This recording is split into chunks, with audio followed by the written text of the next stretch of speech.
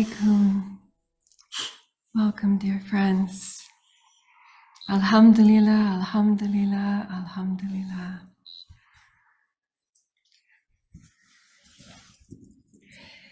Inshallah, we'll begin this morning diving inward. Bismillah ar-Rahman ar-Rahim.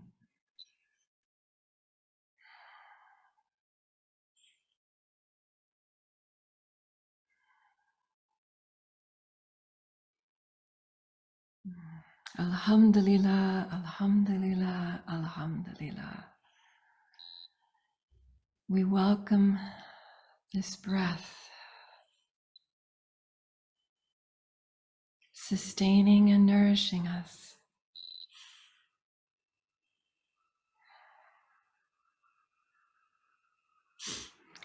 The gift of hearts beating.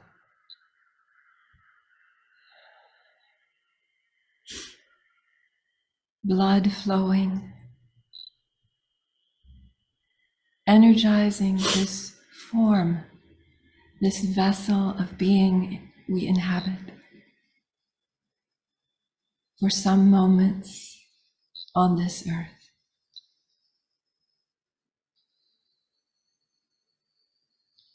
Bismillah ar-Rahman ar-Rahim.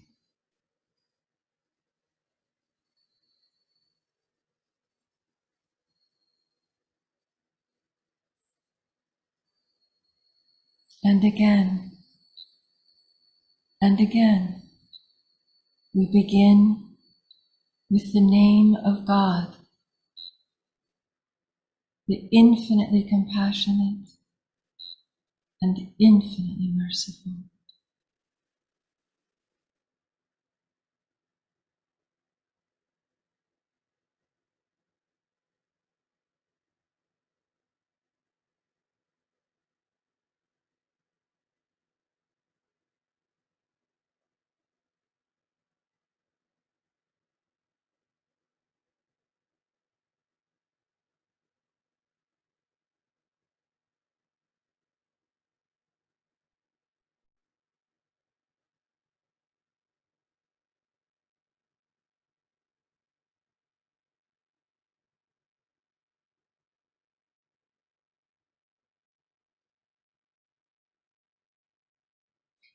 And within the silence, we are listening deep within the soul,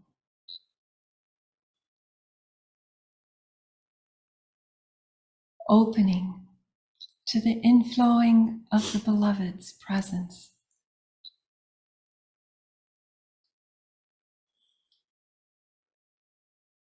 That which illuminates our hearts.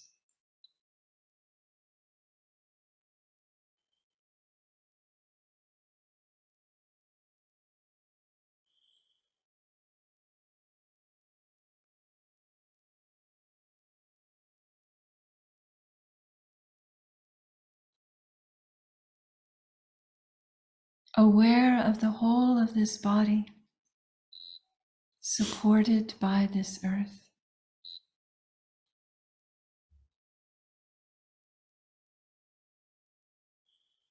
We bring our finest attention within the heart to that non-dimensional point of connection to infinite being.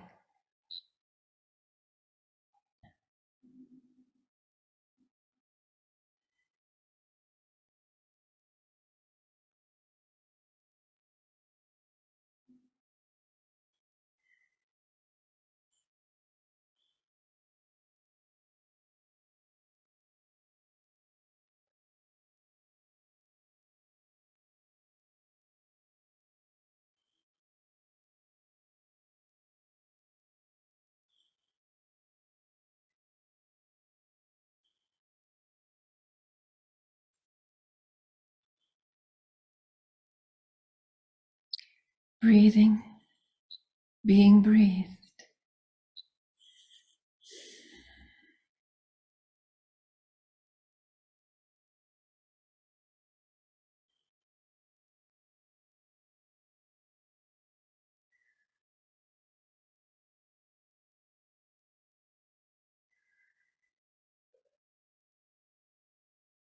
opening to the inflowing of light, Ya Nur.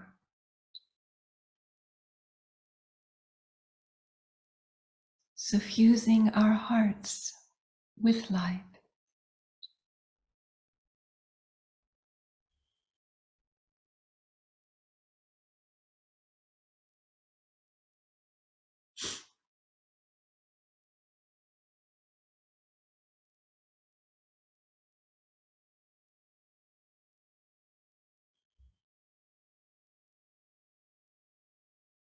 Ya Nur.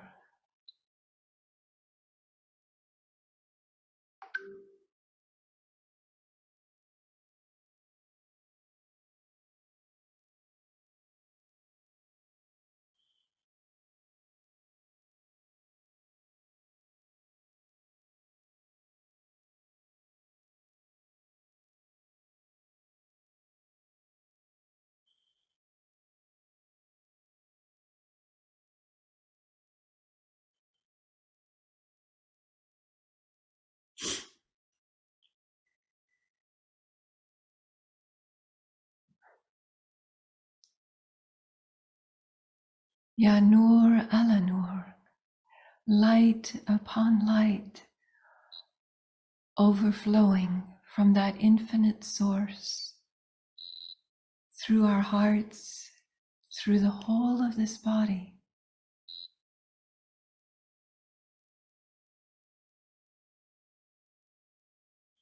Radiating, restoring,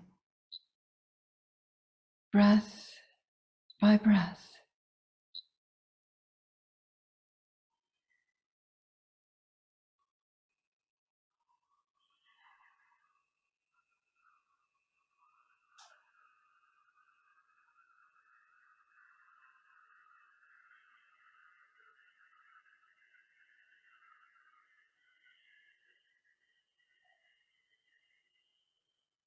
We relinquish the holding of any dark corners, allowing the light to renew and refresh.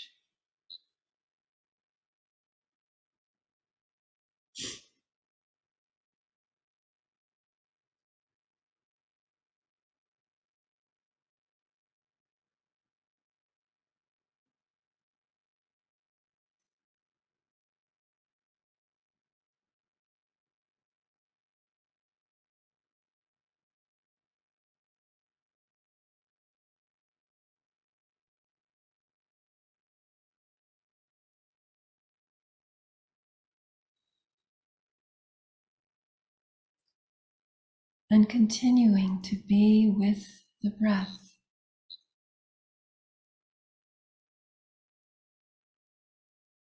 With the out breath, breathing out any tangles of difficulty of body, mind, or heart. And with the in-breath, breathing in the radiant light.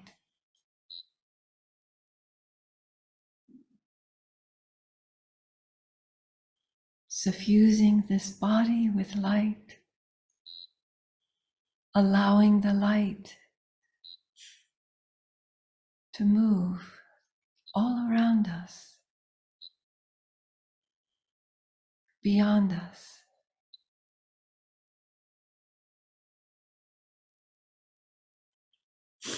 Illuminating this world.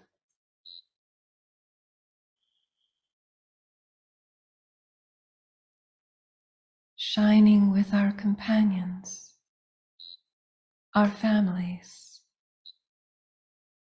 our loved ones, our communities, our world, the whole of this creation, illuminated with the light of the Beloved.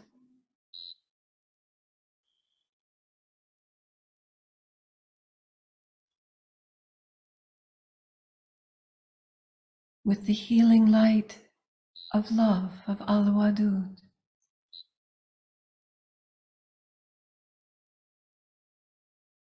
that one who heals all our ills. Ya Shafi.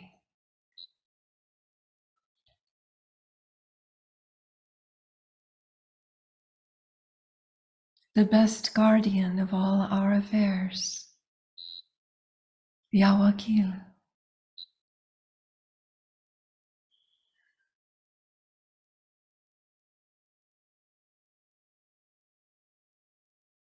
The infinitely compassionate, the infinitely merciful, radiating through this heart, this body, this world. Ya Rahman, Ya Rahim.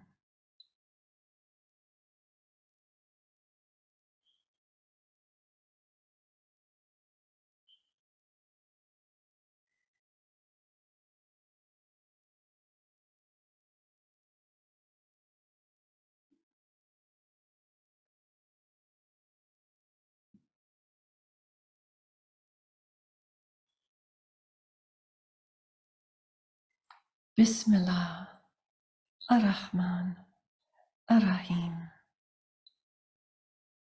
Moment by moment, we begin with the name of God, the infinitely compassionate, the infinitely merciful.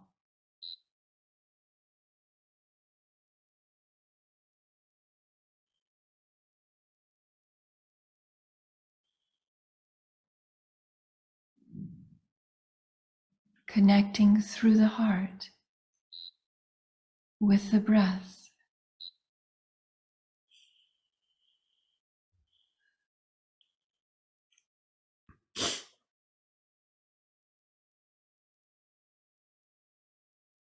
La ilaha illallah. There is no God but God, no reality but the reality with us every moment.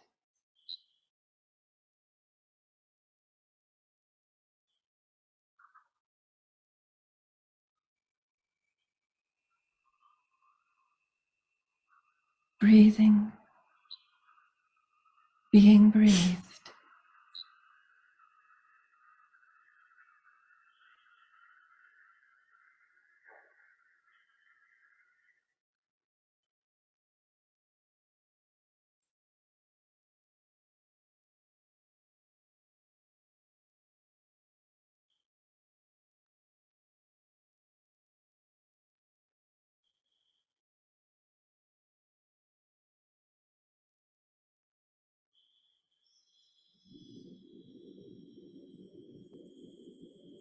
Giving thanks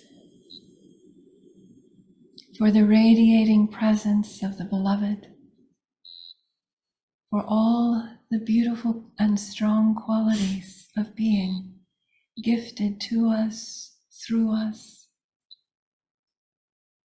enlivening us.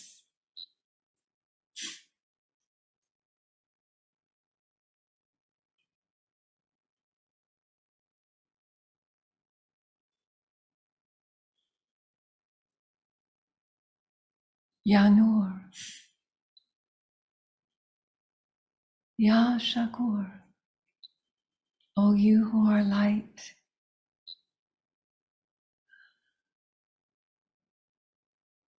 the inspirer of gratitude.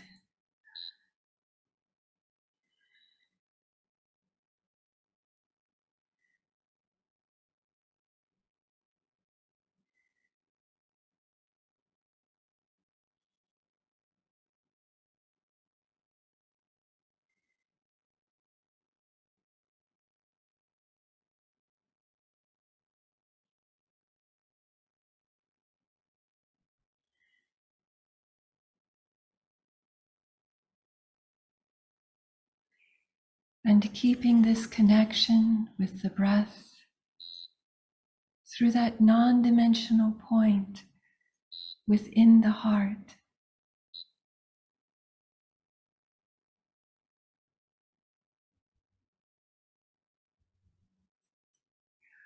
we join in a prayer of the Prophet Muhammad.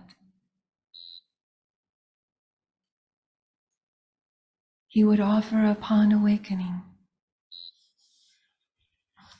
Bismillah ar-Rahman ar-Rahim. We have awakened, and all of creation has awakened for God, sustainer of all the worlds. God, I ask you for the best the day has to offer, opening, support, light, blessings, guidance, and I seek refuge in you from any harm in it and any harm that might come after it.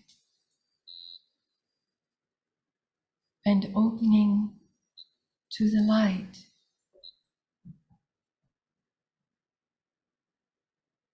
O God, grant me light in my heart, light in my grave, light in front of me, light behind me, light to my right, light to my left, light above me, light below me, light in my ears, light in my eyes, light on my skin, light in my hair, light within my flesh, light in my blood, light in my bones.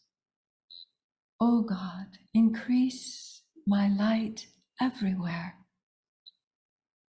O God, grant me light in my heart, light on my tongue,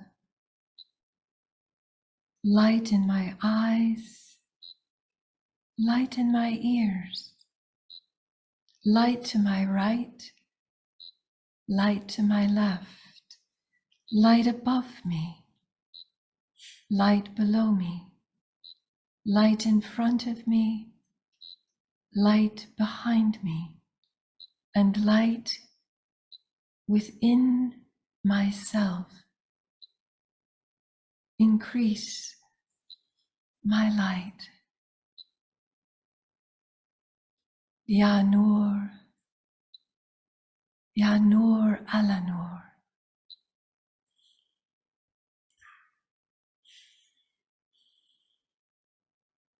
Ya Zul Jalali wal Ikram.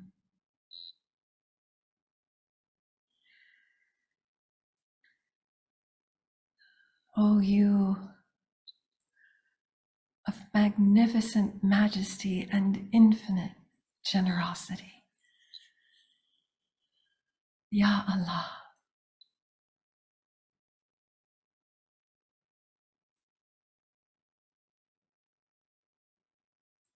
And in some moments, as we move further into our moments together, may we continue to be with the breath, with gratitude,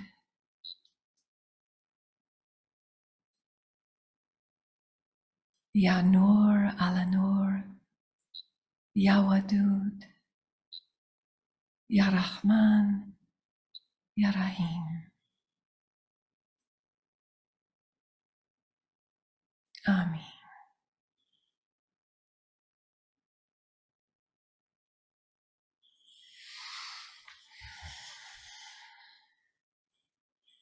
Amen.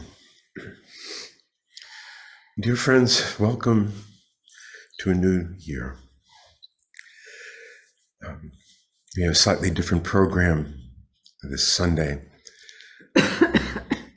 Until this morning, this dervish and the one next to him, we've been crawling out of a deep hole of a head cold. And yesterday I couldn't imagine how I would be speaking or being coherent today. So we had to come up with a slightly different offering. And I think I hope we'll all enjoy it. So recently, the audiobook for The Knowing Heart came out, as read by Dalia Mirzabon. It's very beautiful. And soon, in the next few weeks, the audiobook for Living Presence will be available, as read by Iman Mortaji. And this morning, or this evening, wherever you may be, I wanted to share with you Iman's reading of the opening story in Living Presence. It's called The City of Separation. And I think it provides an extraordinary map of the spiritual journey and how it's understood in our tradition. And I think it gives a glimpse of the profound and immense context of this path that we're on. So let's settle back and enjoy a story this morning.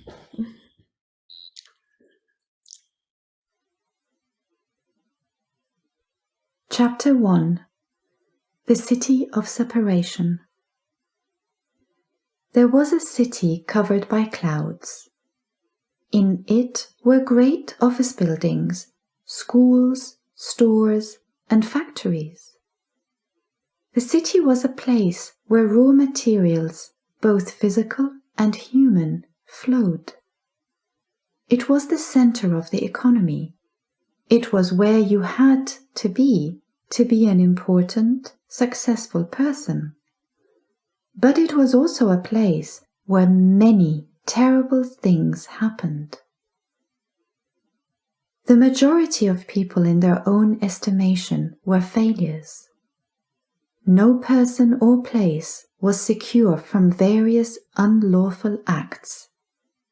And the conditions supported in this environment produced an infinite variety of illnesses, including some that were deadly and contagious. This city was very dark. Energy had become quite limited, and little light was available. People passed one another in shadows and could not easily see each other. Perhaps to be noticed more, they improvised various extreme forms of behavior and dress. In this place, it was typical for people to live in fear and suspicion. Even so-called friends withheld much from one another. If you asked who was in charge, you would be told, "We are all free here. We follow our own selves. No one controls us. This is just the way things are." In my childhood, I always had an uneasy feeling about my city, having glimpsed the countryside on road trips with my parents. But by the time I became an adolescent, I had started to take pride in its attractions, its energy, thinking that this was the place where the worst and the best of everything could be found. I was drawn to walking its dark streets at all hours. I wished to be an observer, but increasingly I was becoming more a part of it. Eventually, I began to wish to find some other life, or change something inside myself. But as often as I thought about it, nothing ever changed. I once asked someone, "Am I the only one who feels that something is not right? Or do others sometimes feel this way?" "Sure, we all complain," he answered. "But this is life. We have to adjust to reality. Why whistle against the wind?" But there is a neighborhood of this city where you can find people who feel the way you do. The neighborhood of remorse. Ah, the neighborhood of remorse, as it was called, interested me. Maybe I could be with people more like me. At least I might not feel so strange and alone. I did, for a while, make that neighborhood my home, and I came to know the people there. They were in every respect like the other people of this city, except that they felt remorse over some of their actions. Among the population were many arrogant, envious, and insincere individuals who took pleasure in getting the upper hand in every situation. I came to know them well, their selfishness and doubt, their obsessions and hesitations, their remorse, and their inevitable acceptance of their weakness. I asked, why don't people change? Why do they only think about it and never do it? Why don't we consider how all this will end? By some chance, a few of the people of this neighborhood found their way out of the city and came to the village of Sherrington. They found it either through real desperation or by accident. A sign at the village limits reads, "Spirit in us all." This village was the home of lady affection. The people here enjoyed many forms of togetherness. They had many occasions for celebration, and they sang songs together and danced.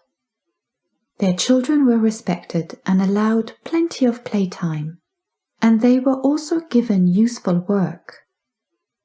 Travelers were always welcomed and cared for. Family members did not fear getting old and useless. When one of them might fall sick, others took this as a special opportunity to visit. Married people did not fear judgment or abandonment. Lovers were guiltless and pure. Each person valued his or her work because of how it fit into the whole. And everyone had something to work at because all were needed by the others. But more than anything, what kept them happy was the totally irrational and immeasurable love they felt for their lady affection. Once people had met her, there was little chance of their ever returning to the city. Unlike the people of that city, who acted solely and predictably from their own self-interest, these people of Sherrington were unpredictable. They acted irrationally, giving away the best they had and expecting nothing in return. These people lived in a vibration of love. They would not have survived well in most other places, but here in Sherrington one found rich and poor together. The most educated were humbly teaching those who wished to know more. Those who were served respected those who served. I immediately felt relaxed and at home, even joyous. My life went along smoothly for some time before I began to feel something unsettled in my heart. When I saw a certain old man, whose face was radiant with life and compassion, I told him, "Maybe you can help me? I cannot seem to remember what it is I really want." "What do you deeply love?" When I was in the city, I had forgotten about love. When I came to this village, I realized that there was nothing I wanted more than to be here with these people. But now, I'm not sure. "Beyond this village, my son, is a region you might visit," he said. "Don't worry, I can help you find it. And if you spend some time there, you may meet, God willing, 4 kinds of people. First, there are the pretenders. you will see them reading and talking about the truth, even doing the postures of meditation and the forms of worship. But their minds are often somewhere else, and yet they are practicing the ways of love, the fruits of love, as if they really know love, and this will save them in the end. They are learning that the One has many names. May their imitation become reality. Then there are the warriors. They practice the greater work, the struggle with the ego. They are quiet and gentle, thankful and courteous. The activities they love are the simple acts of living, prayer, and spontaneous service. They have shed the artificialities of the ego and its many distractions. Their egos have been tamed by love, found submission, and learned to serve their great self. If you find them, stay with them long enough to learn patience and real contentment.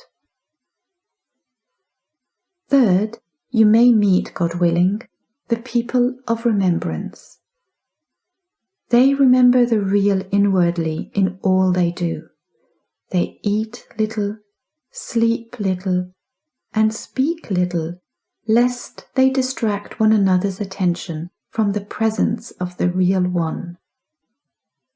They are the easiest people to be with, light as feathers, never a burden on anyone. If you spend many years with them, God willing, you might overcome your doubt and forgetfulness. But even when you do, you will still have the hidden contradiction of I and He. At this moment, I was overcome with such sadness, and the tears were flowing before I knew it. I wanted to drown in this sea of sorrow, because I felt so far from anything real, so lost. But the sight of the radiant face of my old friend took away my sense of hopelessness. "Oh, dear One," he said, "slave of your own ego, beggar, orphan living in exile, the fourth group you will meet, God willing, are the people of total submission. They are speechless. They undertake no unnecessary action on their own, but there is no obstacle to the will of their great self. No hesitation, no second thoughts, no bargaining. They have reached the most subtle state of themselves. They are transparent, as if they are nothing, because they recognize their own nothingness. These people ask nothing for themselves, because they are identified with the creative power itself. You may live among them for many years until you know of their state, and your actions appear as theirs. But you will not be inwardly one of them if you still suffer from separation, if you are still yourself, if you still feel lover and beloved. If your experience still comes from the well of your own subconscious, by your own inner faculties, as long as a trace of you remains in you, you have not attained your purpose. Know that there is a knowledge and a certainty that comes through spirit alone. Spirit plus nothing. That is your highest destiny. This story is based on a 19th century Turkish source that I have freely interpreted and elaborated upon, in hopes that those of us who are searching will reflect on where we live and where we are going.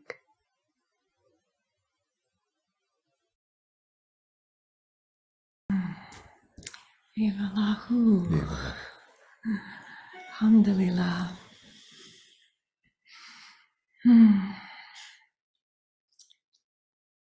This brings to heart a passage from Hazrati Shams of the most important questions that we revisit again and again. He reminds us, bind yourself to these questions. Who am I? And what is my essence? Why have I come here? And where am I going? Where is my origin? What am I involved in right now? And towards what must I turn my face?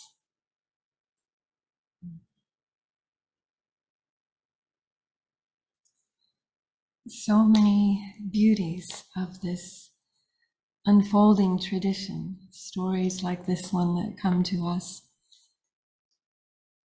So many beauties through Hazrati Shams, through Hazrati Mevlana, through Hazrati Muhammad, through all the prophets and saints. The luminous beings radiating that light of submission, of surrender, of being with the one who is being with us, who is breathing through us. This mirage of you and I.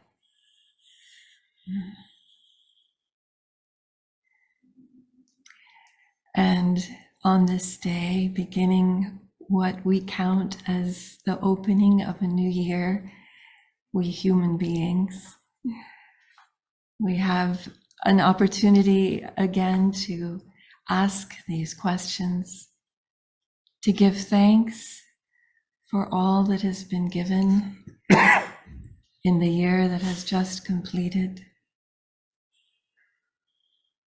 and to set a new intention.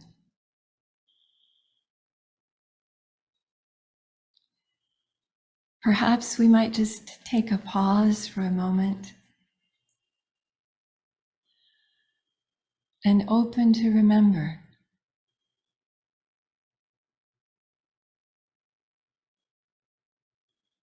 in this moment,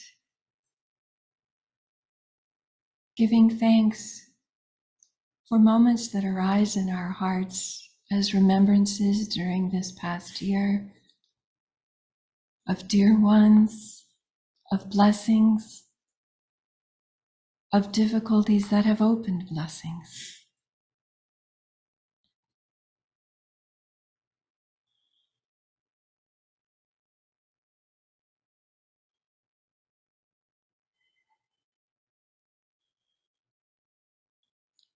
In this continued journey,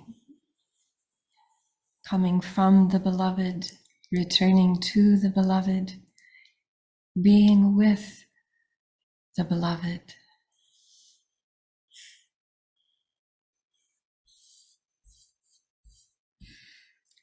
And for a moment, we ask within ourselves, what qualities might be needed now?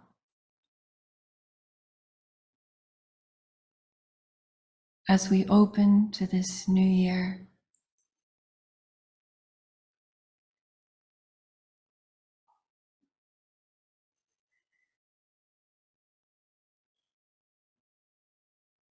Giving thanks for all that flows from our sustainer.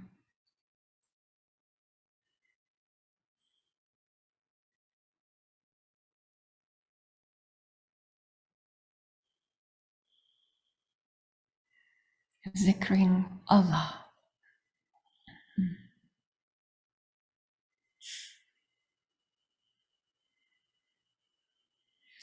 Yes, and yes again we say to that one who is our sustainer.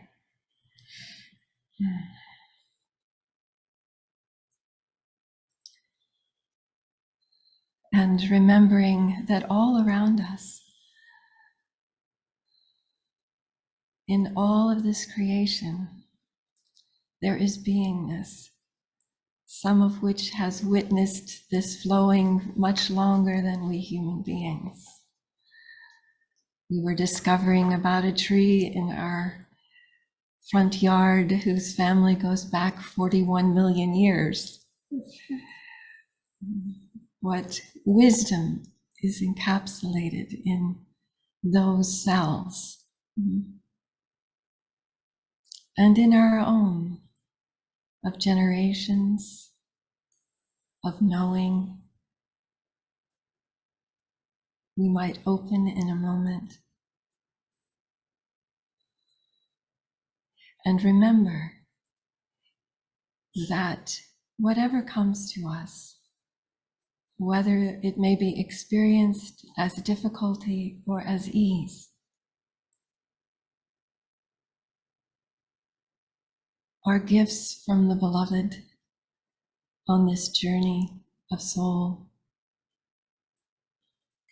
We happen to notice that Turkey, the renewed name of our beloved Turkey, Turkiye, has set the intention of honoring this year, 2023, Aşık Veysel, one of the beautiful musicians of the Alevi tradition, and one who at an early age became blind due to smallpox, having already lost a couple of his siblings to smallpox. And yet his father gave him a balama, a saz, and taught him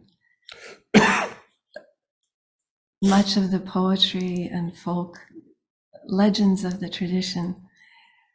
And through God's grace, he was able to weave those into song that has supported many hearts, even as our beloved Kani Karaja, who also became blind at an early age, and yet was able to memorize the whole of the Quran and share such music, and whose voice opened to such depth.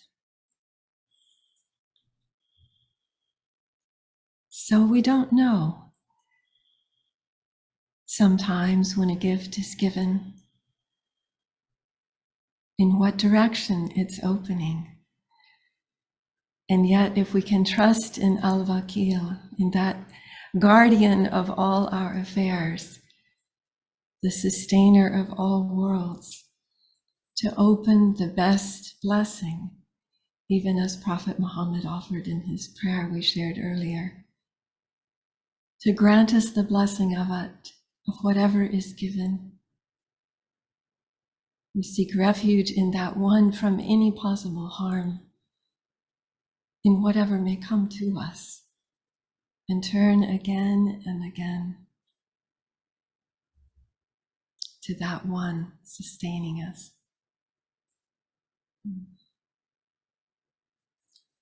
And there was a passage from Rumi's son that came forward once again to share. No matter how many times we revisit Shams's words, they're always fresh. And he tells us, beware of whatever you may be afraid of. The self, the nafs, must pass through the stage of the broken heart. And even if that doesn't consume it, it passes through suffering. This is the way it is. Yet how can one know? One has to gain that knowing through awareness, union, and a mutual comprehension. He says, if you want to understand the meaning in the words of the great prophet who says, the learned are the inheritors of the prophets, I won't explain anything about him. You have seen the pleasure of worship. It's as if you're finding your own worth.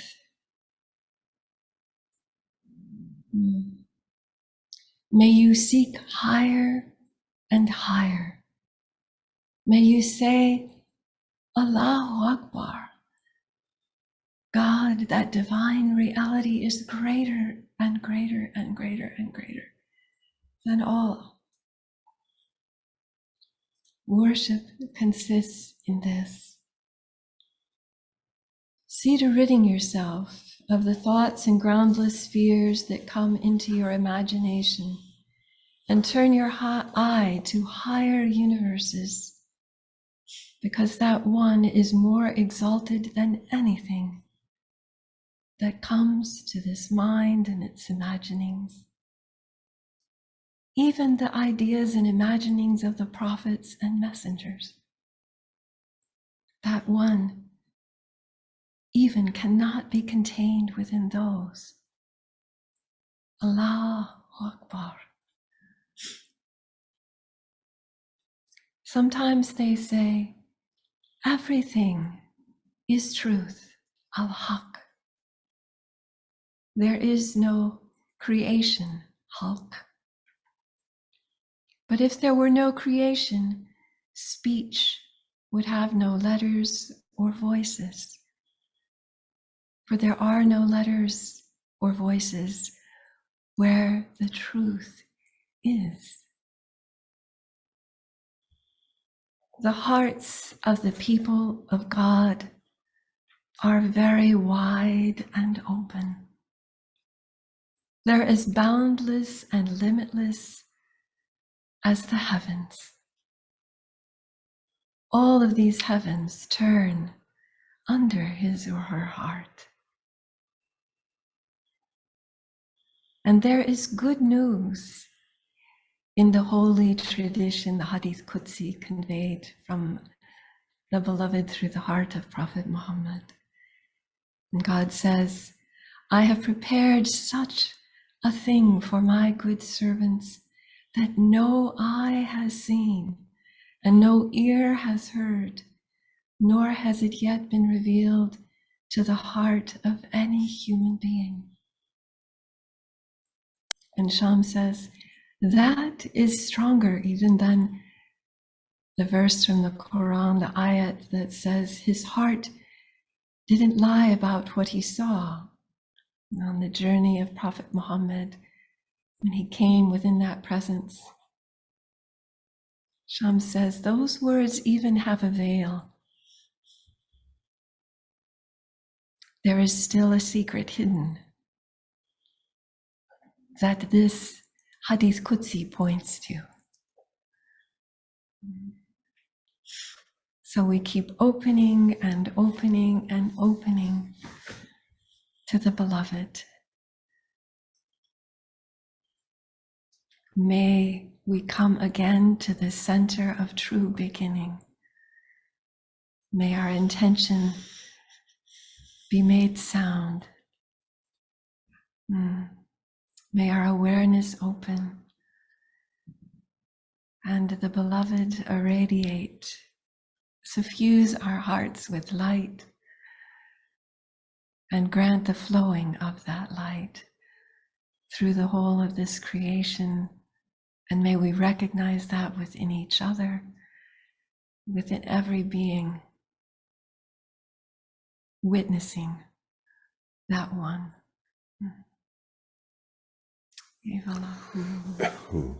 Amen.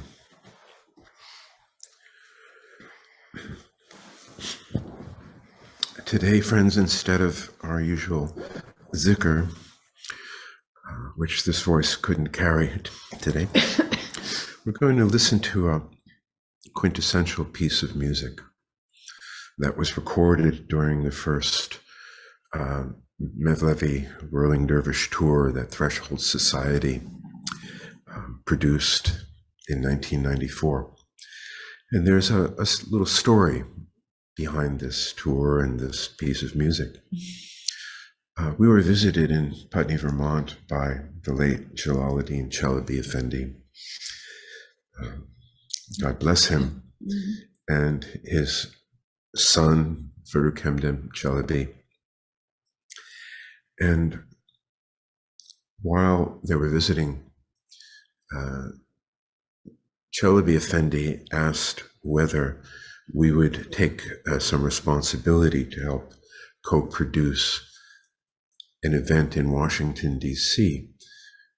that the Dervishes and the Mevlana Foundation had been invited to. And we said, of course, we'll do whatever we can to help. We had been offering and holding annual Mevlevi semas in our small town in Vermont for a number of years, but it was public, but it was an offering that we gave. We had never really been involved in something on a scale of this size. Anyway, we agreed. And within 24 hours, unexpectedly, we received a call from a world music promoter who was wanting to tell us about the tour of Nusrat Fateh Ali Khan, and could we help spread the word in the Sufi community? And we said, sure, we'd be happy to. And I said, and have you ever heard of the Whirling Dervishes? And they said, of course. And I said, well, would you have any interest in helping to produce an event with the Whirling Dervishes of Turkey? They said, we'd be very interested. And I said, well, I think they may be coming this fall.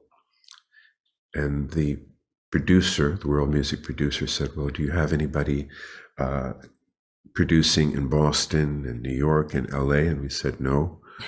He said, well, let's see what we can do. Well, by accident, within 2 weeks, we had, I think it was an 8 or 10 city tour that was laid out. So that began in the late fall of 1994. I knew that we would be doing a ceremony in Santa Barbara, California, and I was also aware that there was a great audiophile recording producer, Grammy award-winning producer in Santa Barbara. And I knew that he loved Rumi because he was borrowing our selections of our translations and using them on the CDs that he produced. So I thought to write him a letter telling him we were coming. I didn't know at that time, there was no email. Can you imagine that? So I wrote a letter to Kavi Alexander of Water Lily Acoustics. And in a short period of time, we got a phone call. And it was Kavi Alexander. And he said, Kabir, I was scared when I saw your letter. I thought you were going to hit us up on royalties we owed for borrowing your quotes. I said, no, Kavi. I wanted you to know that we're going to be coming through Santa Barbara, and could you help spread the word about the ceremony we'll be doing at the University of California in Santa Barbara? He said, yes. He said, but I would love to record the group. Would you allow me to record the group? Because 15 years ago, Rumi appeared to me in a dream, wearing, he said, and wearing tortoiseshell glasses. He said, I thought that was a little strange. But Rumi appeared to me in a dream and said, record my music. And I've been waiting for this for 15 years. So when we finally got to Santa Barbara, and we had a ceremony that night, and Kavi had reserved a special chapel where he had rigged up his very special custom designed equipment to make the perfect audiophile recording, just as he had done with various philharmonic orchestras around the world. And it was a cold chapel. We were arriving there about 11 o'clock at night, a group of about 20 musicians, exhausted, having been touring, traveling, offering ceremonies every day for weeks. And we began the recording. And we began it with a medley that would be the beginning of each of our ceremonies. We call it the Labbayk Medley, because Kani Karaca, the epitome of Turkish music in the 20th century, wrote this ilahi especially for this tour. And he was with us on the tour. And he was with us, a legendary figure. And Labbayk, Allahumma Labbayk, it's what the pilgrims say when they arrive in Mecca, as most of you know. And so it's a medley in Hijaz Maqam that morphs into many things with qasida and eventually zikr. And I think it's really one of the most extraordinary recordings I know of in the whole field of Sufi music, or any spiritual music for that matter. And that's what we want to share with you today in place of holding our humble zikr. So we shall begin with the Labbayk Medley. This is from a recording that you can find called Wherever You Turn Is the Face of God, produced by Water Lily Acoustics. And this was the group that we named the Mevlevi Ensemble, the group that was assembled for this first Mevlevi tour in 25 years. First Mevlevi tour of North America in 25 years. So let's begin.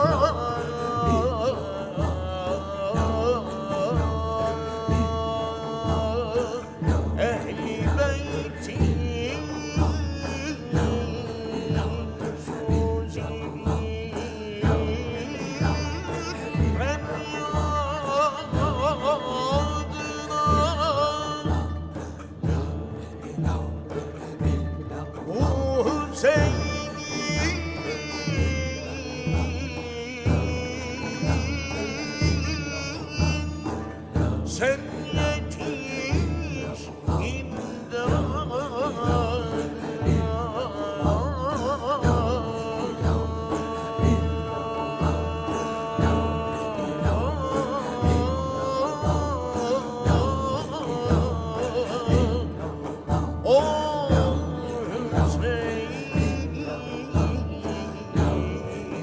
Kerbela aşkına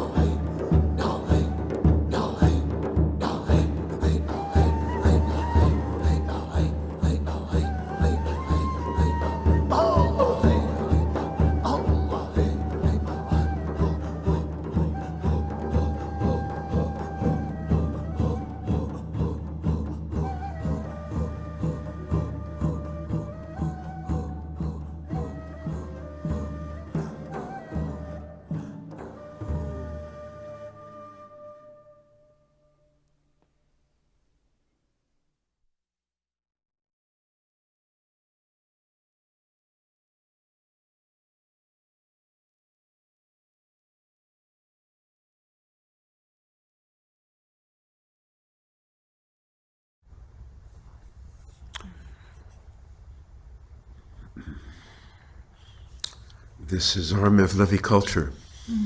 Alhamdulillah. Alhamdulillah.